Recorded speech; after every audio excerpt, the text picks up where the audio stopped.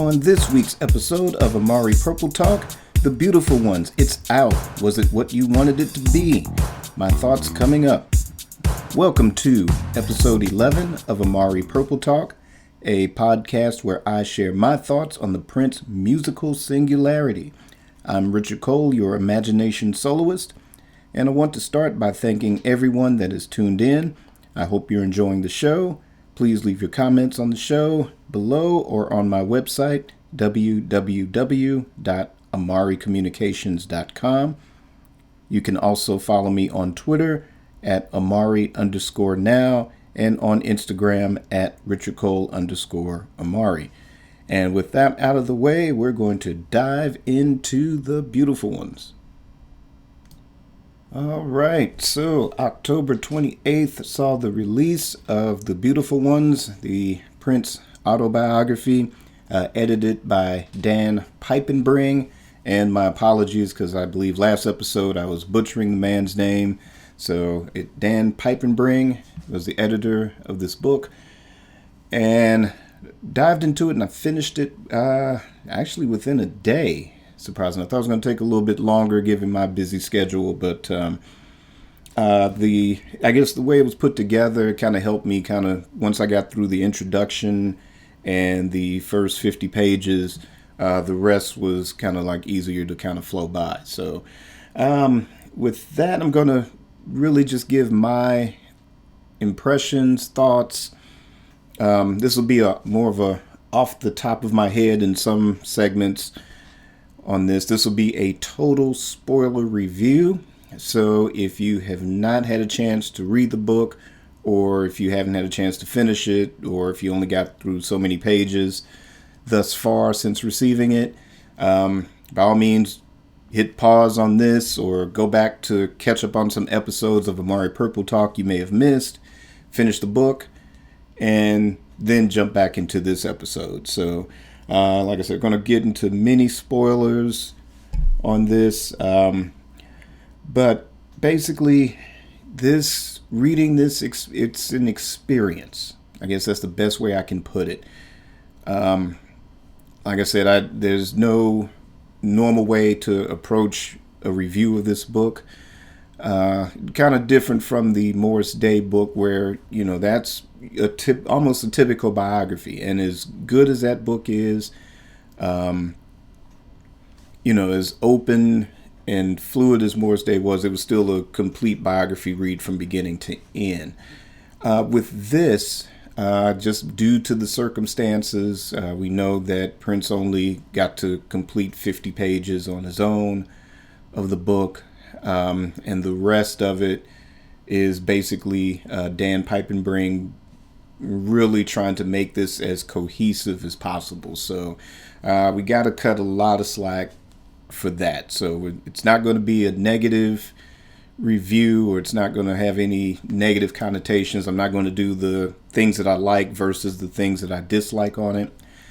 So with that out of the way, I'm going to kind of dive in and start with the introduction of the book, which is basically Dan Piepenbring's sort of journey as to how this biography came to be and what the original intent of this biography was going to contain. So with that, a lot of it was leaked in an article. Some of it I discussed a few episodes back on Amari Purple Talk. It may have been about a month, maybe a month and a half ago. So a lot of what was discussed in that article actually ended up in the introduction to this book. So, but there is a lot of detail in that introduction that kind of adds a little more weight and substance to it. So it didn't seem like a total spoiler when you're reading it. So with that, my overall impression is that the introduction was a definitive mission statement for the book, and that's both in the intent of its original form, had Prince been able to complete it, and continues to be the mission statement for the book as we have it now. And the intent was to provide a definitive, at least in Prince's view of the word, the definitive word of funk. And we know funk was something that was created by James Brown, taken to the next level by Sly and the Family Stone, Parliament Funkadelic, and then when we get to the 80s, Rick James, Prince, The Time, Cameo, lots of other great bands of that era. So funk is something that's always been around, but it's always held like a very personal thing for Prince in terms of trying to define it. And in that introduction, there is a discussion on what that key word for the book would be, where Dan Pippenbring brings up magic. Prince dismisses it. Well, that's Michael Jackson's word. My word is funk. So we need to come up with either a definitive statement for that word or come up with a word that reflects Prince's worldview. That also ownership and freedom. And we know since, pre-emancipation era, post $100 million 1992 contract, we know that has been something that Prince has been very, very, vocal about through the remainder of his career. Basically, Prince is sort of the Curt Flood of the music industry. And for those that don't know Curt Flood, he played for the St. Louis Cardinals, was the first advocate for free agency. And though he didn't get a chance to really reap the rewards in accomplishing that goal, every single athlete across every single major league sport benefits from Curt Flood's activism to this day. So basically, Prince is sort of that figure in standing up for the music business, standing up for an artist's rights in the music business. And again, that's something that, he has continuously fought for, even after gaining a lot of his own freedoms, even after finally in 2014 getting the rights to his master recordings as well. So it wasn't so much as a selfish thing of just fighting for his rights. He was always an advocate for artists, and especially up and coming artists, anyone that was willing to listen, from Alicia Keys to D'Angelo, Erykah Badu, on down the line. So to see that was something that he was going to put into his autobiography as one of the main themes, not just a tell-all, not just, I was born here and ended up here. Basically what it was going to be, in his own words, it was a handbook for the community wrapped in an autobiography, wrapped in a biography. And when you kind of get into those first 50 pages that were handwritten by Prince, once you get into that, you see the genesis of that start to come out. And another key takeaway for me was references to Jay-Z's book Decoded. I guess one of the either authors or editors worked for the publishing company that was, I guess, influential in Prince selecting this company to be the publisher of his book, or negotiating the contract, and in the selection of Dan Pippenbring as the editor, or at the time maybe, kind of the co-author of the book. I have not read Decoded. I remember a lot of the press when it was released, reading some articles. So I have a kind of a key idea of what the book is about, but I don't have it. That may be something that I'll look into somewhere down the road and check that out. Also, another key influence, or maybe something that Prince was hoping to counter, is Ayn Rand's The Fountainhead. And this Ayn Rand, for those that don't know, And so I'm going to try to pull up some quick notes because there's a lot to cover, but you can research on your own. But she is a Russian-American writer and philosopher. Was born January 20th, 1905. Died March 6th of 1982. And The Fountainhead, and along with Atlas Shrugged, are the two biggest books. And basically her philosophy, yeah, it's kind of a thing of the what people call the age of reason, to which she advocates reason as the only means of acquiring knowledge. She wasn't big on faith or religion. So she also supported rational and ethical egoism and rejected altruism. Like I said, there's a lot of ground to cover in researching her background. But this was something that Prince definitely took notice of. It sounds like he's definitely read The Fountainhead and disagreed with a lot of views. So he basically wanted this biography to kind of be sort of the antithesis of the views expressed in The Fountainhead, to which, he described it as basically the aristocrat's handbook. So, he was basically, it goes beyond just the music, just the image with this guy. And we do get a lot of that with this book. But definitely those were some of the key takeaways. In his own words, he wanted to dismantle the Fountainhead brick by brick. And provide an alternative. He was definitely a for the people person, and also a deeply spiritual person, regardless of what his journey was, starting with Seventh-day Adventist, going into Jehovah's Witness. And depending on who you talk to, he may have rejected the Jehovah's Witness faith, or maybe just kept some of the ideas. But those last couple of years, based on interviews that I've read, he's gotten into some serious territory, kind of drifting back into some of the ancient Egyptian philosophies.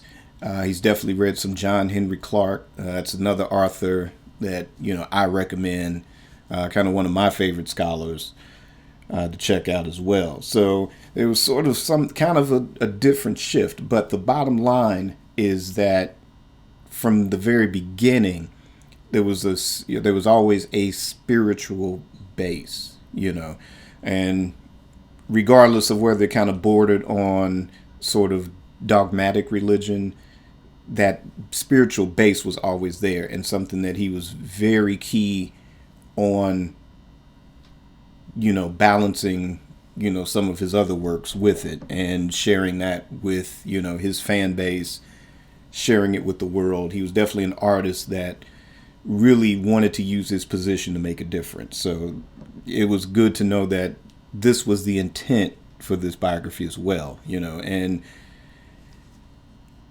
I'll get into the second part of this book in a minute, but that's the thing that I was most blown away by, was the openness, just based on the introduction and the conversations that Dan Piepenbring had with Prince in deciding what type of book this should be, how they should put it together, what to put in it, what not to put in it, getting some of his ideas, sharing some of Prince's ideas, and kind of trying to find a healthy balance between the two. So, that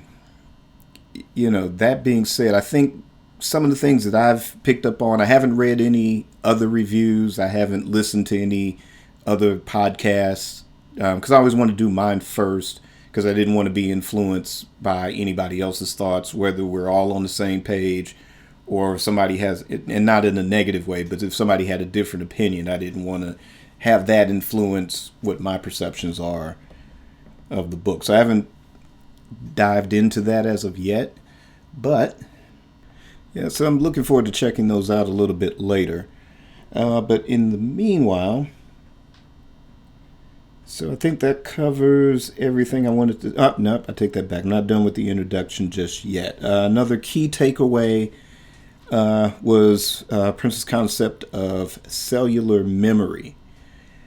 which is another very heavy concept. To some maybe very esoteric of a concept. But again, those are the things that I'm fascinated by.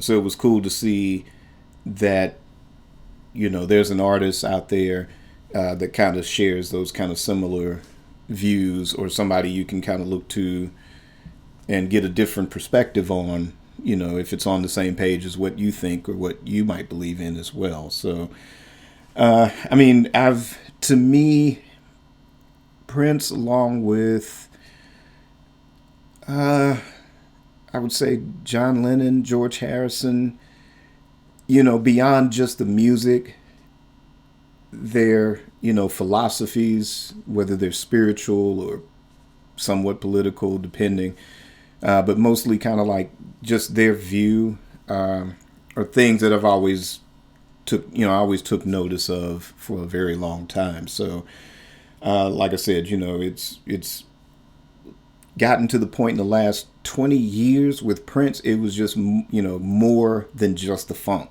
It was kind of like, wow, he's into other stuff. It's not just music all the time, or it's not just what the perceived image had been, or the stereotypical image had been, which a lot of people I think still hold on to a bit. But, just to kind of really kind of pick his brain without never having met him. That's, like I said, this book, the possibilities of what it could have been, and even now, because now we're going to dive into those 50 handwritten pages. And I got to say, I was just absolutely blown away, because I didn't know what to expect, because we've never had him so open before. It's like, you can, one of my favorite things to read every blue moon is, and I didn't actually read, there's John Lennon's last interview, which is, if you can find the book of it, but it's his last interview that was published in Playboy magazine back in 1981. And then there is John Lennon's last interview, and if I'm not mistaken, it was done, just hours before he was murdered. But those two, and John Lennon had always been open and honest throughout his career, so there's no skeletons, there's no mystery, when you do a book, everything's there. And a lot of those viewpoints that he had, or philosophies, they echo, 40 years later, after he's gone. So, like I said, with this Prince biography, I didn't know what to expect. But I didn't expect an openness that was equivalent to just those two things I just mentioned.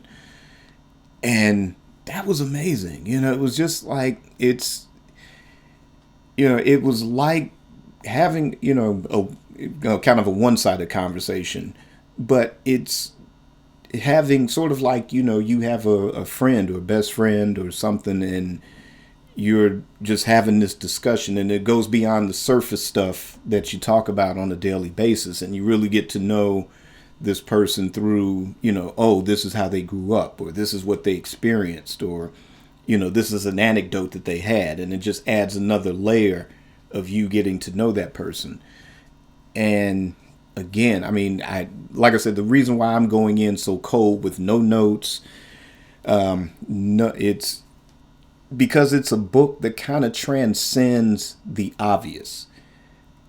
And like I said, an artist that had prided himself on being so guarded, so mysterious, so, preoccupied with image and how he's perceived, and the dozens of interviews where you get just little tiny glimpses, but at the same time there's these sort of like deflections, because it's like, oh, nope, I don't want you to know me, just listen to the music and it's all there, that type of thing. So it's the antithesis of what you would get out of a John Lennon interview.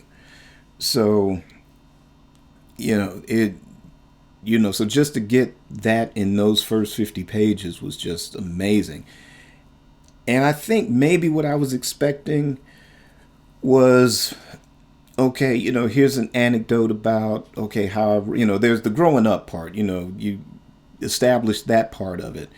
But I was kind of expecting by the time he got to when he put together his first band, there's absolutely nothing that says that. It's just like in passing, it's the other stuff which draws you in, because it's like there are experiences that even though, okay, I was born in the 60s, but, growing up in the 70s and the 80s, things being relative, what you experience in grade school, some of the embarrassments you experience growing up, some of the awkward situations of just dealing with being a teenager, being interested in girls and, just all that awkwardness and, some of the pain, some of the pleasure that you experience growing up like that. It's relative, it's like something that we all share as human beings. And that's the beauty of this, is that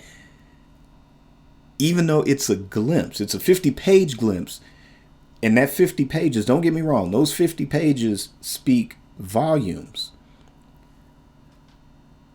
But at the same time, it's still a tiny glimpse of this person being a human being. It's like, you're reading this and you're not reading about a rock star at this point. You're reading about like, man, because, North Minneapolis, there's more black people here in St. Louis than there ever will be in Minneapolis, even for the next 150 years.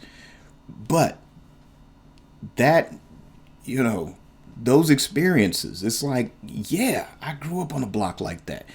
Yeah, I've experienced that type of home life. It's like, yeah, I've had that awkward moment of being teased. Yeah, I've had that,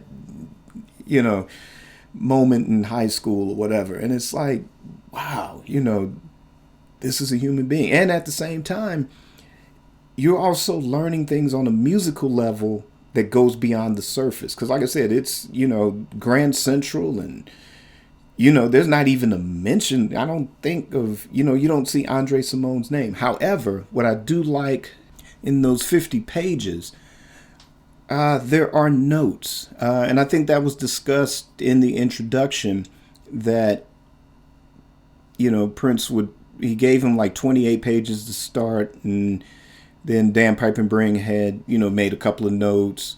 But there are side notes, I guess, along with that original manuscript that adds to that. And the reason why I say that is because, like I said, there's no mention of Andre Simone, but there's a note in there that mentions Andre's mom, Bernadette Anderson, to which he says in those notes, whenever they do a documentary on Minneapolis, or if they do a documentary on Black life in Minneapolis, she's mentioned long before they ever get to Prince, because of just how much of a difference she made within that community. And I'm thinking where he says that, he should devote, or was considering devoting, an entire chapter to her. I think at that point, maybe you would have gotten a mention of Andre Simone at that stage. But yeah, there's no mention of Morris Day in depth. There's no mention of Andre Simone in depth. There's no mention of, Grand Central in depth as far as its inception. Even like his cousin was in the band. There's no mention of that either. And granted, like I said, we'll give it a pass. I'm not going to, it's not a negative thing, and we're not going to dwell into the negative aspects of this book because of the circumstances. And maybe had this been a fully realized autobiography, if he was able to have completed it, or, if there were 150 pages as opposed to just 50, then we might have gotten a little more of that. But getting back to that, but what he discusses doesn't take away from those, omissions, or, just like I said, there's, I met so and so because, Grand Central was doing this or whatever. Yeah, but when he's talking about so and so, then, that's a whole nother adventure. It's like, whoa, really? Like, man, this is amazing.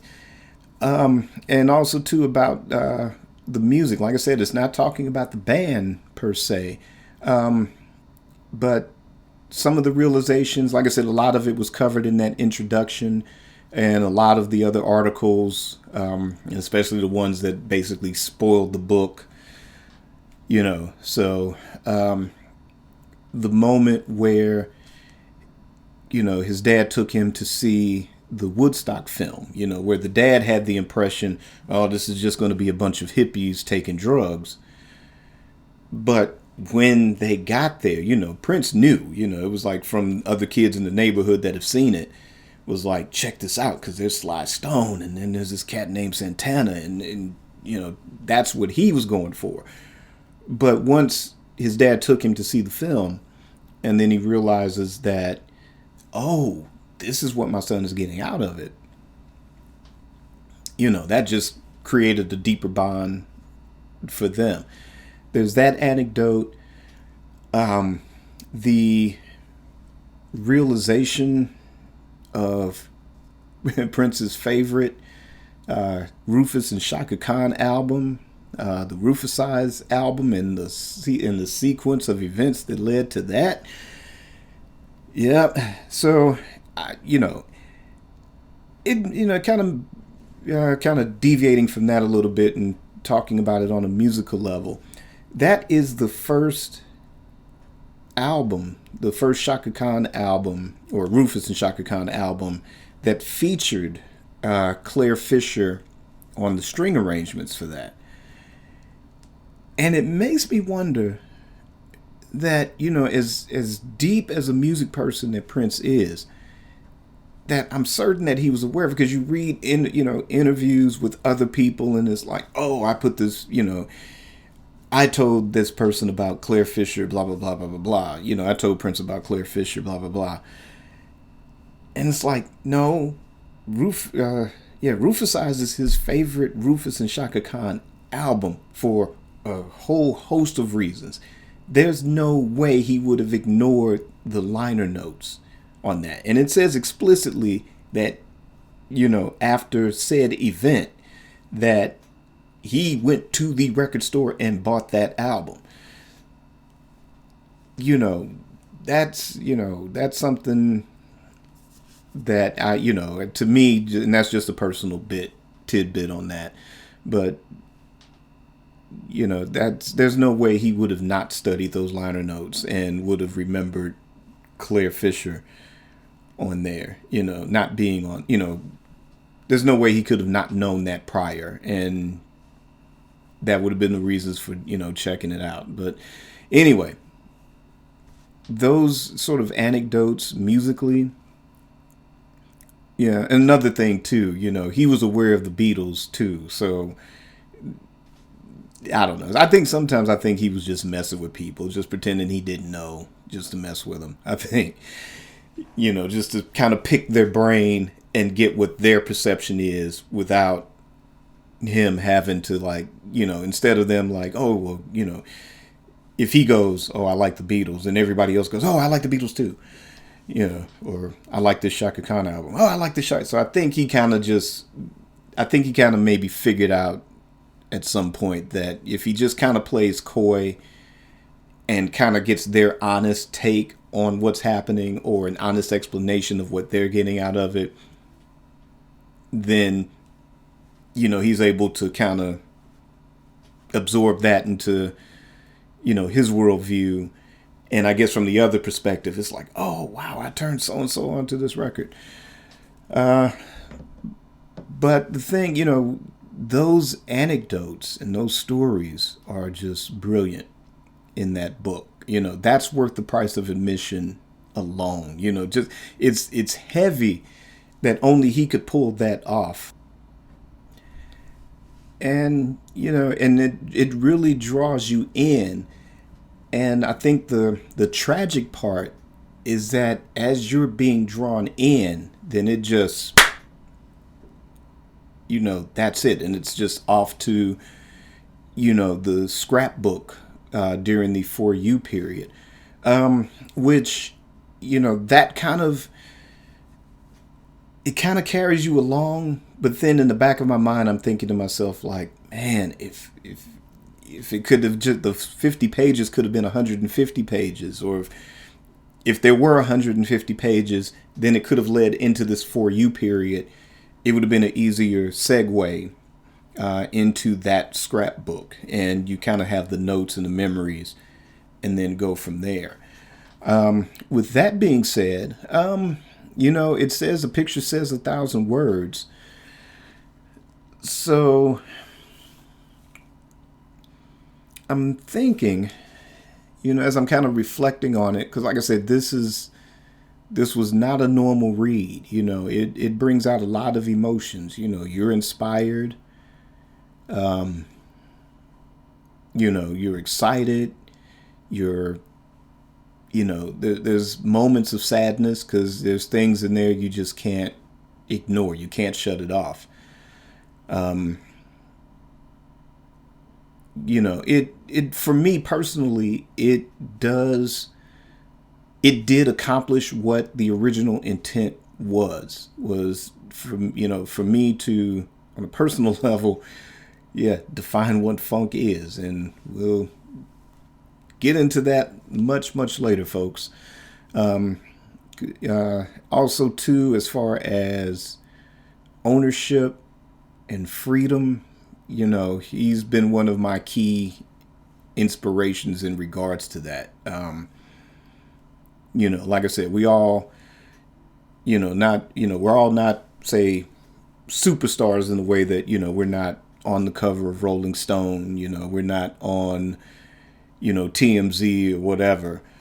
But ownership, freedom, creativity, those are very, very, very, very important things to me. And it's always has been for the last 20, 25 some odd years or so. And like I said, just reading about Prince's exploits and trying to get out of Warner Brothers, and it's not just the music industry. It could be anything, big, huge corporations.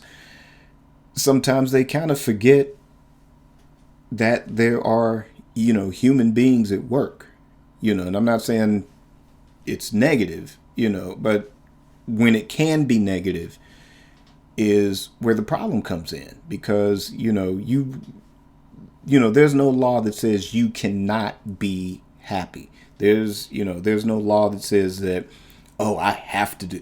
Yeah, there's survival. Yeah, there's just getting your hustle on. But at the same time, your ultimate goal is to finance that lifestyle that you want to, that you want to have, that dream life, you want to achieve that. So, so it's beyond record companies and things like that. But the underlying message, and that's what Prince has been vocal about throughout his whole career, through his struggles with the music industry. Now he's translating it into, yes, you too deserve freedom in whatever aspect of your life, you're on, whatever level you're on, to do that. And like I said, this book, kind of in a metaphysical sort of way, accomplished that for me. Like I said, we've covered the introduction, we've covered those first 50 pages, and those two things to me accomplished that mission.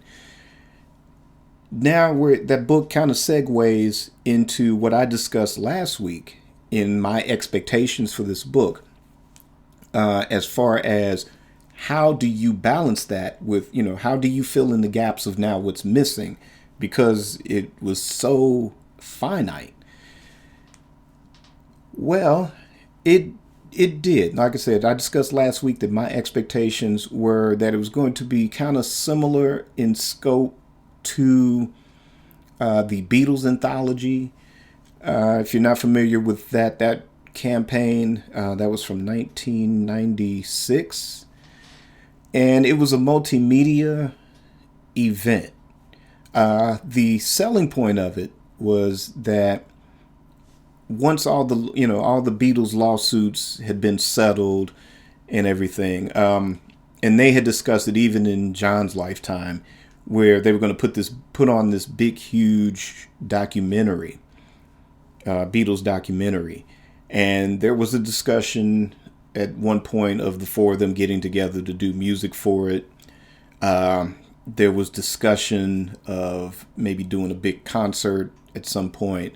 But the murder of John Lennon, of course, put all that to the wayside.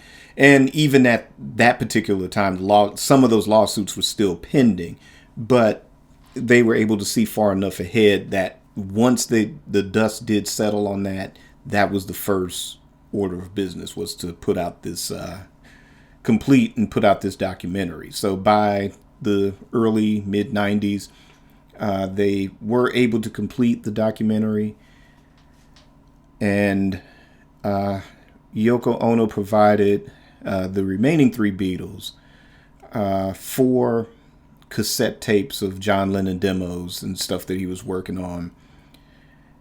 And they took 2 of those songs, Free as a Bird, Real Love, and went into the studio, and that basically became the selling point of this documentary multimedia thing.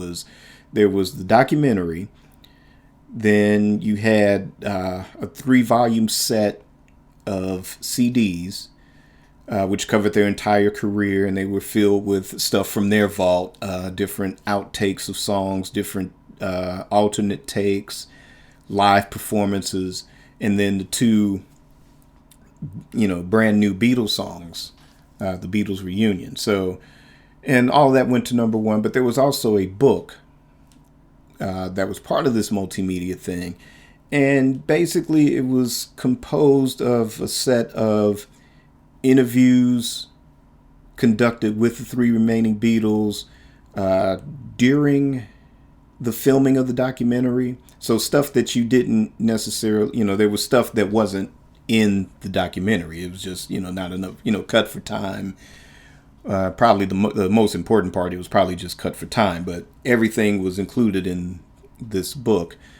And of course, since you weren't in the position to interview John Lennon, they just, like I said, a lot of what he said, and he was consistent throughout his lifetime. So even if he evolved to a certain point, there's still points that even to his very last day, he didn't back off on. He wasn't, he didn't kind of change his mind about. So they would take certain things or certain key things from different interviews and include that in reference to whatever period they were discussing in this book. So getting back to the Prince biography, that second half to me was, it in a small way kind of met my expectations for what they were going to do, because you have the For You scrapbook, which was great because the benefit was you had in real time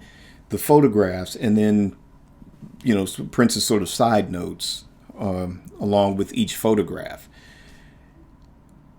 And then what else is there? There's of course quotes taken from various magazine articles, of which, to me, out of every interview that I've read, let's just say from the 80s up until about Emancipation era, as far as as real as you can get anyway, the real Prince, there's a 1983 Musician magazine interview. There's the famous 1985 Rolling Stone interview. You could probably take that 1990 Rolling Stone interview with a grain of salt, because there's a few things in there. And plus, he was kind of gearing up for Graffiti Bridge. So you can kind of take some of that with a grain of salt. But to me, that 1983 Musician magazine interview was probably the most quotable. A couple of things from maybe Right On magazine, I guess. And long story short, though, there's different interviews that they, just kind of compiled to kind of be a commentary for a lot of the visuals, whether they're, in this case, the For You scrapbook.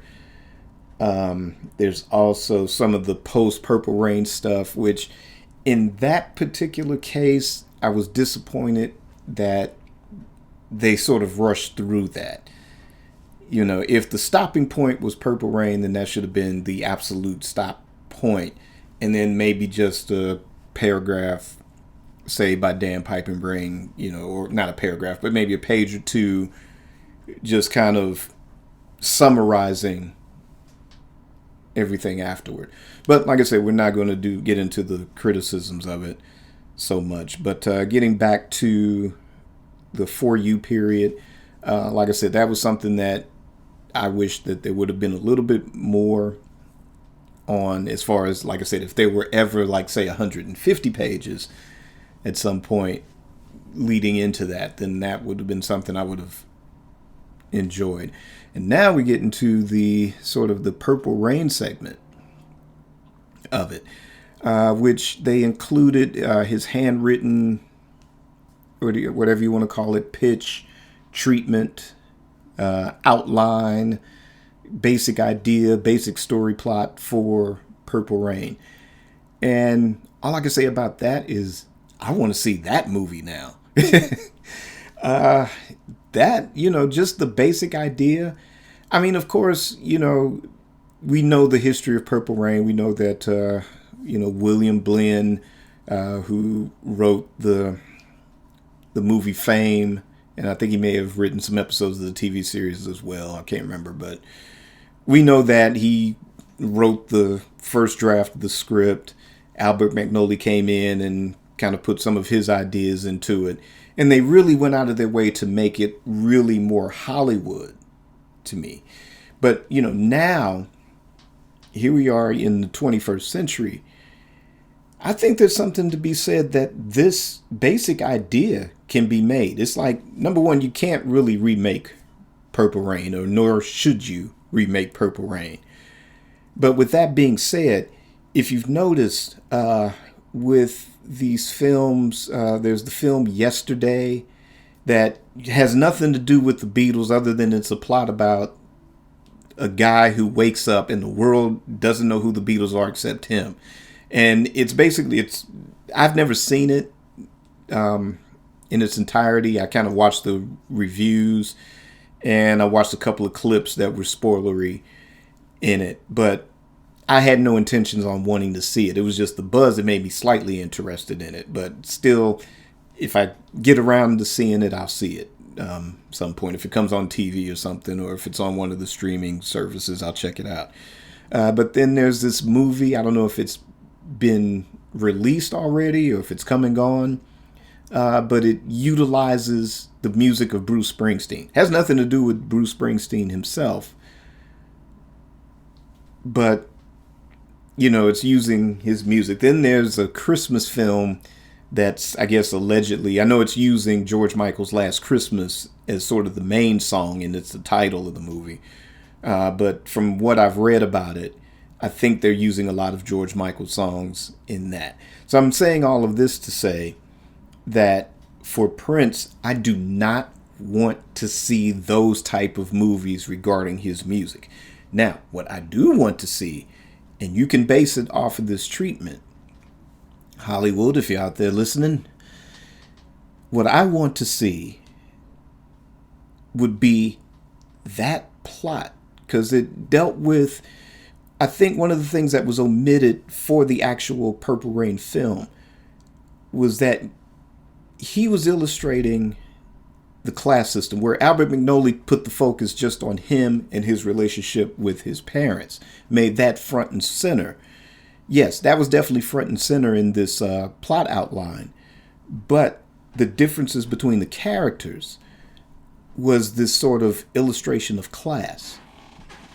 Yeah, it's like where you had, Morris Day and the Time. They kind of came from the hood. You had Prince in this middle class environment, and you kind of had the Vanity character in sort of the upper class sort of environment. And like I said, I think you can kind of utilize that to make a huge point about some of the social political things that we're dealing with today. You can use that. What I don't want to see is like a hip hop remake of Purple Rain in this regard. Take these same archetypes and either have them in the present day, and they're just kind of like in this retro movement sort of vibe, I mean, you could take sort of the Vanity character and and I guess where I'm going with this is that you can probably take some Prince songs, like I said, not necessarily remake Purple Rain, but what I would like to see would be some things from the vault that can be taken, reworked, not updated, just, kept as is. And, say have the Prince band, Prince and the Revolution, have the Time characters, those archetypes in the, utilizing this original plot outline, and have them kind of be sort of part of this retro movement, to the thing, because where, hip hop is all this mumble stuff, this, and just kind of, have this sort of be this sort of rising thing, because I mean, have it be an allegory, because, basically kids in general, this generation, they brought back vinyl, and, it's no accident that, a lot of classic, whether it's R&B, whether it's rock, it's the kids buying this stuff, of course, some of us are still buying because it's like, oh, we should have never turned our backs on vinyl. And, I ran out and got a turntable from the Goodwill, and, I'm back in vinyl, still buy CDs as well, but, should have never turned our backs on vinyl in the first place. But just kind of have them be sort of this retro kind of, have a retro kind of movement, kind of, an allegory to bringing back vinyl, bringing back classic sound, bringing back musicianship, and if you have actors that are, say within their 20s or whatever age you want to put them in, it's an allegory for musicianship. It's another value that Prince held, real music by real musicians. Have that be the battle, It's like, yeah, we from the hood, but, we also want to do, but we want to do this hardcore funk, this R&B. You've got sort of the guy, Prince and the Revolution, as he described it in the outline, this sort of like hippie vibe kind of a thing. Have them battle for, the one spot in the club, because, that could work in today, because there's not a multitude of clubs where you can play. And to have just that sort of niche and battle for that one spot. And then you would have sort of the Vanity character. You can have sort of like, I guess, like maybe a Beyonce type or something like that, and trying to fit in and trying to balance the two sides, and the two sides battling over her and that type of thing. So if there was going to be a remake, like I said, don't remake Purple Rain per se. But if you're going to do a film, and if you just want to use Prince's music and have it not do anything with Prince per se, that would be the way to go. Because it's, it's not some cheesy love story. It's not some cheesy, quasi science fiction thing. This could be a real movie about real musicians making real music at a time when that's a rarity to the mainstream anyway. But, like I said, that's the movie I want to see. So I don't know, we're kind of covering the bases here. For You is the album flashback.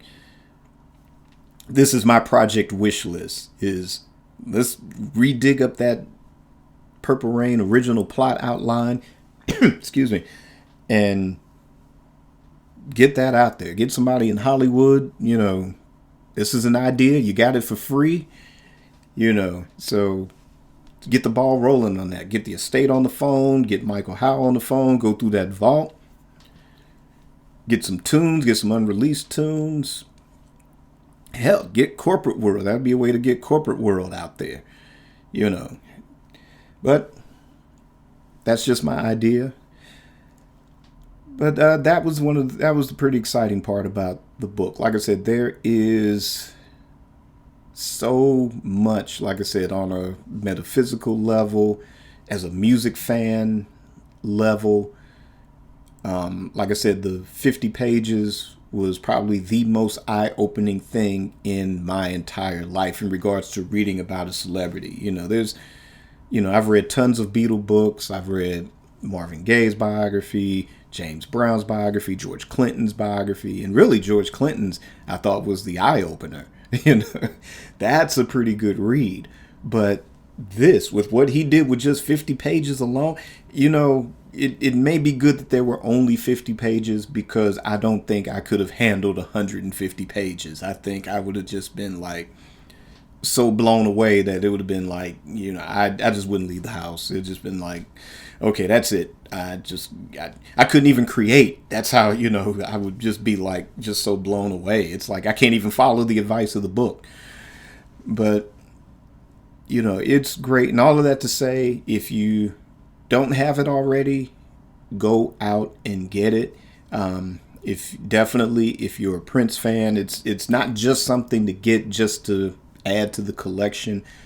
Like I said, just based on the strength of the introduction, on the strength of the first 50 pages. The For You scrapbook is probably my favorite. Once you get past the first two parts of that book, once you get through the first half, and it kind of goes into turning it into the Prince anthology book. It's brief. That being said, I hope that, one day there can be a more comprehensive anthology style book that can utilize a lot of those quotes, you can even put those 50 pages back in, kind of reprint it just for that anthology, just to kind of have a background. And yeah, get some of the major players to fill the gaps, and especially, for the earlier stuff, definitely, get new interviews with Andre Simone, with Jill Jones, with Morris Day, get the Revolution in there, get Dez in there, and, mix that in with a lot of the, as many quotes from every interview that you can get your hands on. And I'm sure the estate, especially with them having turned Paisley Park into a museum, with them regaining control of Paisley Park as a museum, I'm sure there's tons and tons of material, not just the stuff in the vault, the music. But when you look at a person that has said over the years he didn't care about the past, there sure is a lot of it that's been accumulated. And it would be nice if you could get, the Beatles have somebody like, not them, I don't know if they endorse this guy, but they do use this guy as a consultant. But this guy's written many Beatles books, like the Beatles studio sessions, which is sort of the inspiration for Dwayne Tudor's, Prince, the Purple Rain sessions era. He's written that. He's contributed to the Beatles anthology book. He's written other books on the Beatles as well. He has one that I'm currently slowly getting through, which is it's a volume 1. He's still working on volumes 2 and 3, but it's Tune In. I'm getting it wrong. The Beatles All Those Years. The first volume is called Tune In. And it's a in-depth really, really in-depth biography. So, I mean, I'm hoping that there's somebody like that can come in to the Prince estate and sort of put together a definitive anthology, put together a definitive biography, so to speak. There's other good books that are out there. I'll dive into those. I only have like 4 favorites, but I'll discuss those in another episode. But yeah, this is one book you should definitely get if you don't have it already. Again, those of you that have had it, that have read it already, let me know in the comments what you think. What are some of your takeaways from it? Again, if you haven't read it, hope we haven't spoken. I warned you in the beginning, but like I said, go listen to some. It's probably too late now because we're at the end of the show. So hopefully, if you don't care about stuff being spoiled for you, then I hope this episode has inspired you to I'm going to go read this book right now, or I'm going to go buy this book right now. And that is going to end the Beautiful One spoiler review, episode 11 of Amari Purple Talk. We're getting close to the end of the year. And like I said, this show it's always changing, it's evolving, but the one thing that has stayed the same is that I'm having more and more fun doing this every week. Thanks for the encouragement. Thanks for the comments. Thanks for, promoting it and getting it out there. Thanks to the subscribers on YouTube. Thanks to everyone out there. So we're going to keep this ball rolling. There's some other things that I'm trying to get into development as well, in addition to this show. So by all means, stay tuned, Purple listeners. And we're going to end this episode. Also too, I'm still working on, or still researching for the special edition of Amari Purple Talk regarding the time being in the Rock and Roll Hall of Fame. There's that. I'm not going to do a year in review episode, but what I'm going to do is, after the episode, or maybe starting with that episode, it depends on when I receive my 1999 Super Deluxe. Definitely going to do a review on that, or my thoughts and my reactions to it. Hopefully I'll have enough of that listened to by the time I do that episode. But we'll either start with that episode where I will do year in review segments piece by piece. So maybe starting with that episode, but definitely the episode after as one of the segments or one of the topics of the show. Just kind of go over everything that's been released in the year 2019 and just kind of like my quick thoughts and reactions to it, and go from there. So like I said, lots of stuff going on. So stay with me, tune in. This is the end of episode 11 of Amari Purple Talk. And once again, keep it purple and on the one.